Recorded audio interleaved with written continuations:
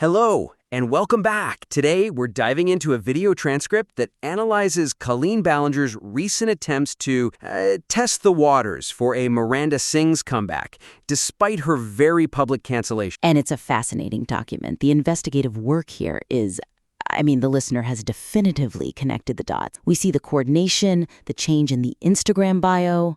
The cryptic TikTok post. All of it. But look, to maximize the impact of this high-stakes forensic analysis, we have to talk about how it's being presented.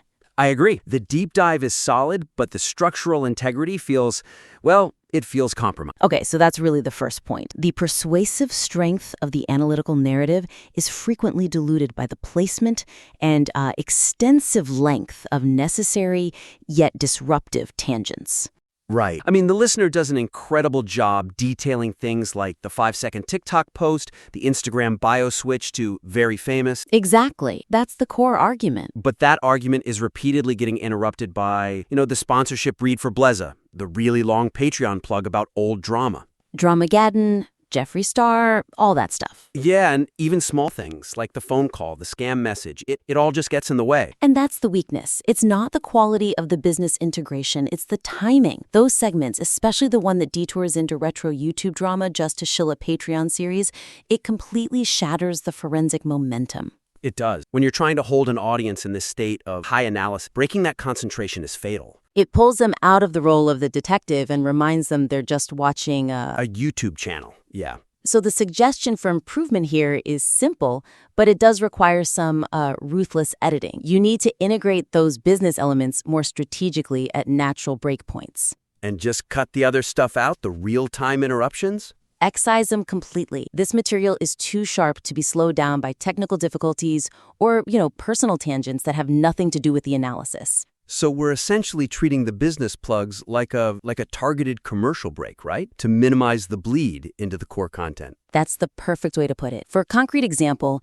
I'd relocate the Blessa sponsorship and that whole Patreon plug. The one about the James Charles and Jeffree Star series? Right. Move all of that to a single consolidated block after the analysis of the social media evidence is fully complete. So the flow would be social media proof, then the family coordination proof, and then immediately into the psychological analysis of why she needs this attention. Exactly. A tight, uninterrupted sequence. The evidence of the Ballinger family TikToks, like the youngest kid doing an impression, that needs to transition immediately into the Trisha Paytas commentary. No 3-minute detour. Got it. And for the real-time stuff, the phone ringing, the Wayback Machine failing?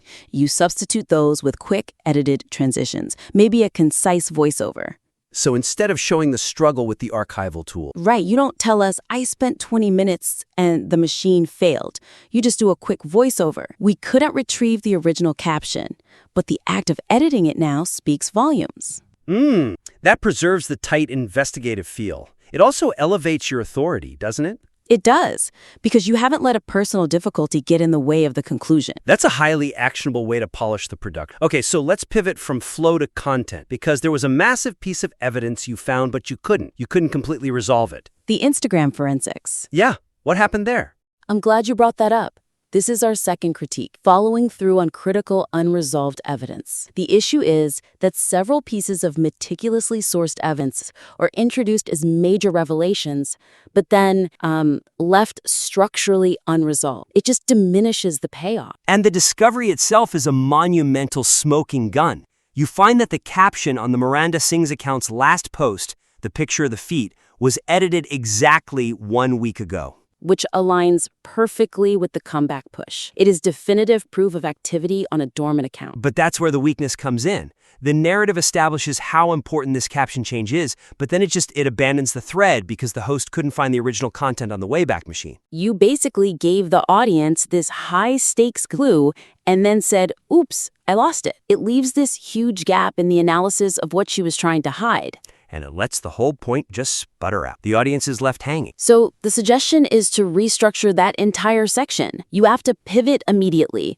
Turn the absence of information into an active part of your argument, So the story isn't what she wrote 3 years ago. The story is why she was editing it last week. That's the point. It's concurrent with the PR push. Ah, okay. That shifts the focus from a technical hurdle to a deep psychological insight into her strategy. You analyze the action of the scrub, not the content. Precisely. So, for an actionable example, when you realize the caption is gone, you pivot. You focus on the motivation. You frame this as a strategic move to erase any non-Miranda content that might contradict this new narrative of growth and change. So the missing caption isn't a failure in the investigation, it's actually evidence of her paranoia, her preparation. It's evidence of a PR scrub. You should explicitly state that.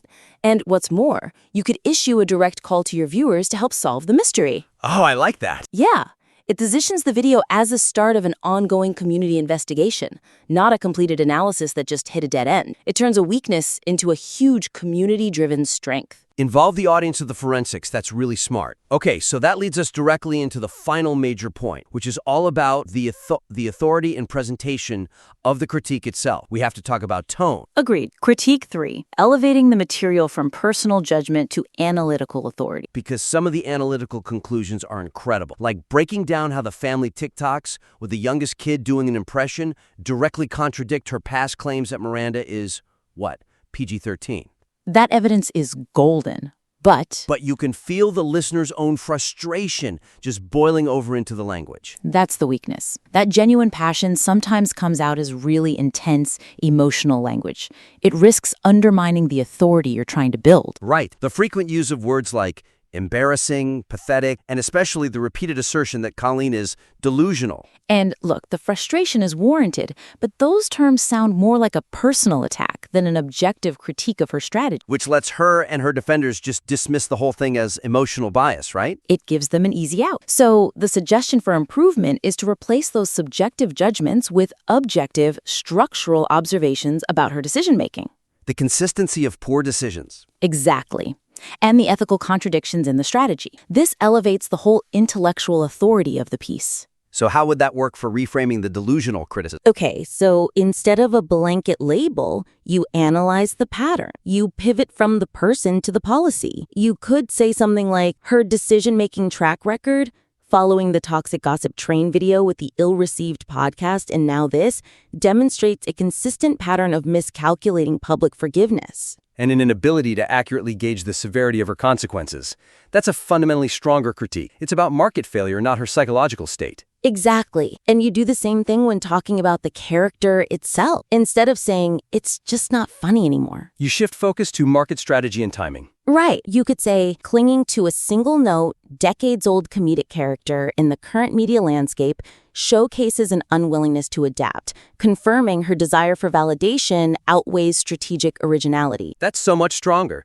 It still gets the point across that the character is, a one-note comedic venture, but frames it as a critical analysis of her career. It maintains that higher intellectual authority the material is clearly striving for.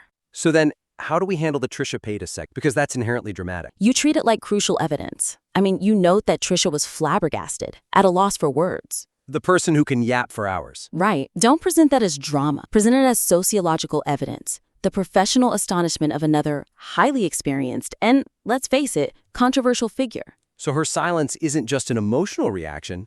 It's a professional assessment. It's proof that this comeback strategy has fallen outside the established bounds of even creator world PR. It's so inept, so misjudged, that it breaks the mold. Use that to reinforce your conclusion that this is a profound strategic miscalculation. That is a sharp, comprehensive way to handle that. Okay, so we've got a clear roadmap. First, clean up the flow. Isolate the business elements. Get rid of the personal tangent. Right. Second, pivot the narrative on the Instagram invest. Turn that missing caption from a technical failure into definitive proof of the PR scrub itself. And third, refine that tone. Swap the subjective emotion for objective analysis of strategic failure. Look, this is already strong investigative work, but implementing these structural and tonal changes will sharpen its focus and maximize its persuasive power. It will position it as a definitive analytical authority on the subject. Fantastic. The material is deeply researched, and we really look forward to seeing the refined version. We invite you to implement these actionable suggestions